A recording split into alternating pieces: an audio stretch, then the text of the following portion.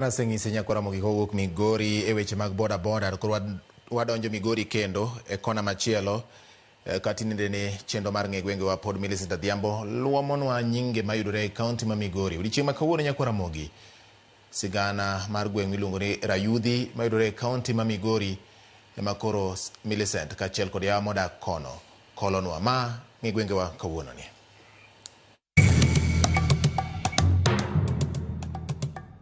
Nyakora mogi ajuang' machiegni kendo e tielo machielo e chenoni mar ng'e gwenge wa jumani kalapapla mar ng'e gwenge owuok e kaunti ma Homa Bay ofuyo ma odhi opiyo e gweng' ma ong'ere ni Rayudhi mayudore e kaunti ma Migori.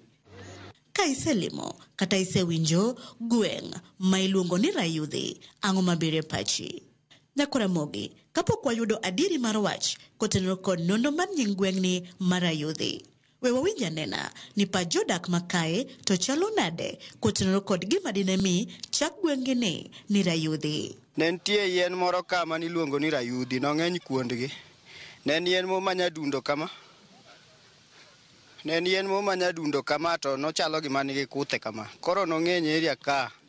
Emomiyo ka nochak ni Rayudhi. Nitiere Roman Catholic ma nitiere miluongo ni Rayudhi. Koro ka nosebedo obedo popular no koro villagers be koro chako wacho ni kaber mondo luong Rayudhi. Gweng' mani nochak ni Rayudhi nikech kama ne nitiere en kamoro matin mane go mipira kaeto Rayudhi no ne nitie yien moro kanyo ma kata kopo ni watieko to wabede tiende.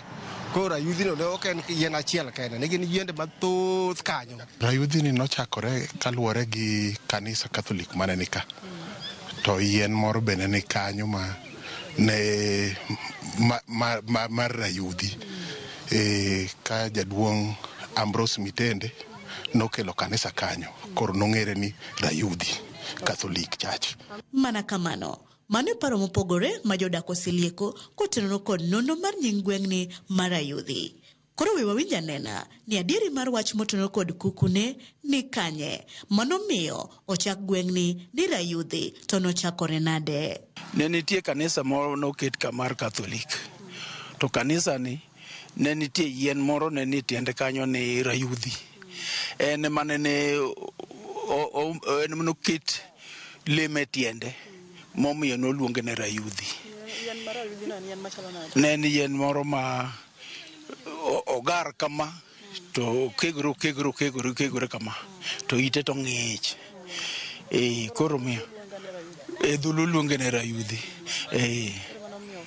Koro omiyo ka nochak Rayudhi. Koro bang' mano to dhi adhiya kamano ma skul be ochakore be mana kanisa no.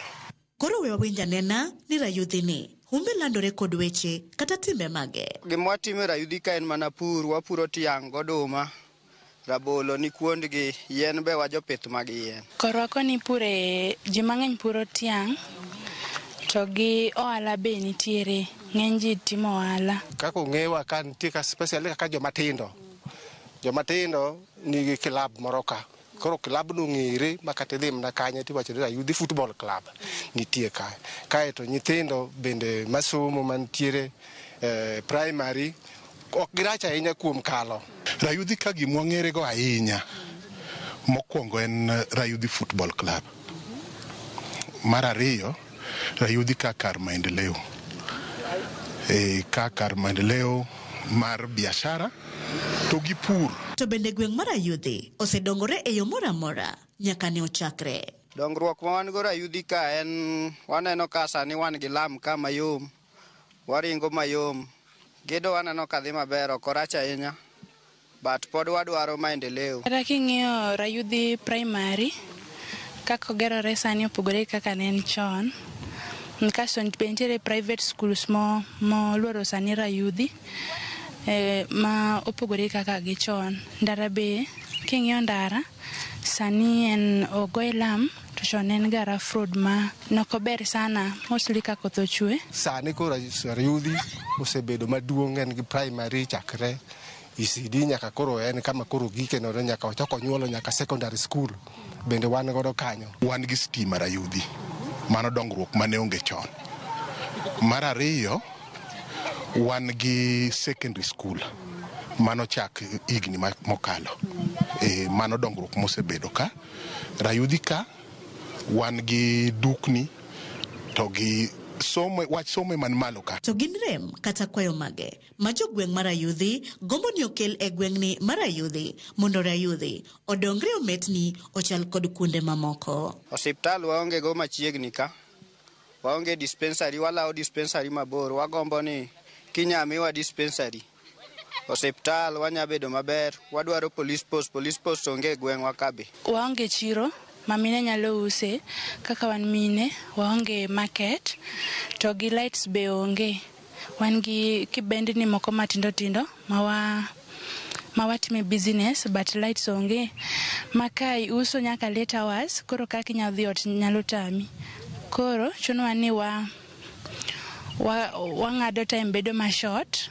By gimoro sa 10 kata sa 11 kama isechako pak, to sego ko kayudo ka joma nodhi e tije biro mondo onyiew gik moko. Wadwaro ni sikundwa mar primary kod secondary school obede malo makata kopore nyalore, to ok ni wan mune udi mar chieko gi wamanye kata kamoro mondo gerre gorofa mondo obed malo makata kopone ng'ato nwang'o to wacho ni Rayudhi no ger ka gorofa. Rayudhi ka gimware mahinya en kama chalo chiro. Kech ka biashara nitie, wan gi biashara matimore Morning Star ka. Light de bed kama duong' mar security light mag biashara. Tichako chiro Rayudhi ka do bedo kama lich ahinya.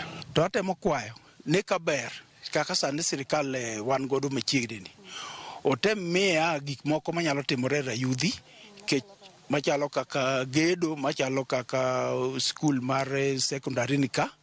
To secondary no onge gedo maber, classrooms onge go, onge kod lab. Lab no be wadwaro. Koro ka jumbe maero ka nyalo yie to tema tek mondo mi wara lab. Pur wan gi sida. Nyo watero niang'. Niang' no poko miwa nyaka sani en dweche madhi 2. Koro wamako mwadhi yudo akani usigi kadek. Koro wapenjo sirikandwa mwango oparwa ni wan jopur wadwa timo nang'o nikech sani niang' adwa nado mbolea onge, joma dwa na onge, pesa be pok omiya. To gima timore soni gaje botamwa ng'eyo ni transaction mantiere en nang'o. Nyakwara mogi mana kamano gikanyo mwachopo gode gi komatelo makawuono e chendoni mar ng'egwengewa. Medikete mane wang' jowi mar Ramogi nikech kae emomedo kelo ni nono mar gwenge mopogore. Onyalo bedo gweng'i kata mara, omiyo warom kendo juma manyien kuma duogo ni kod nono mar gweng' machielo. Oriti Masani, erokamano kuom bedo kodwa. Nyinga Millicent Adhiambo, kata kihero inyaluonga ni Nyaboma.